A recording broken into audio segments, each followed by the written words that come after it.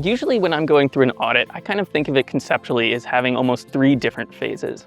So the first phase of the audit for me is kind of this general understanding phase. So I've been given a new code base, I don't know anything about it, and I'm trying to figure out what does this code base do? How do these different components interact? Different questions like that.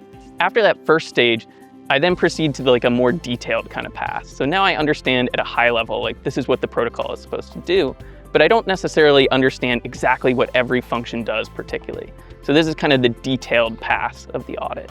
And then my last stage is usually kind of like a high level looking for complex vulnerabilities over the whole protocol. And one of the things I think we're excited about with OrCa is I think it can actually help at all of the stages of this, but in particular, it's extremely helpful in this first stage, right? So in the first stage of the audit, when you're just new to a code base and you're trying to understand what does it do? How are people supposed to interact with this protocol? OrCa can be very useful because it exposes a ton of information about how it was able to interact with the protocol.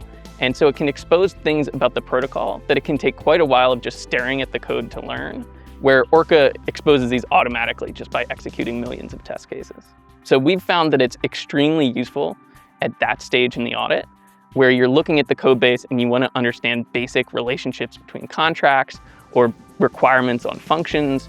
For instance, access control on functions, or it's easily exposed by OrCa. So yeah, that's the main way that I've used it in my auditing process.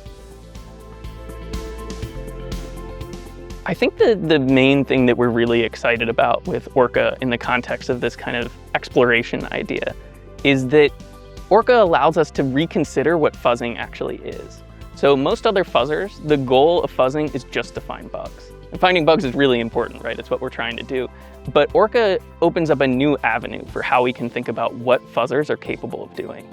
And in this context, that new avenue is that it's allowing us to better understand a protocol. So what we realized, our kind of aha moment, our intuition here, was that there's tons of information that a fuzzer is finding out about a protocol that usually isn't exposed to the user. But if we actually intelligently and carefully expose that information, we can learn a ton about what a protocol does. And that information is really useful, whether you're a developer who's trying to understand what your parts of the code base are doing, or whether you're an auditor who's trying to understand certain requirements or access control or other information about the code base that might not be obvious from the documentation or other resources.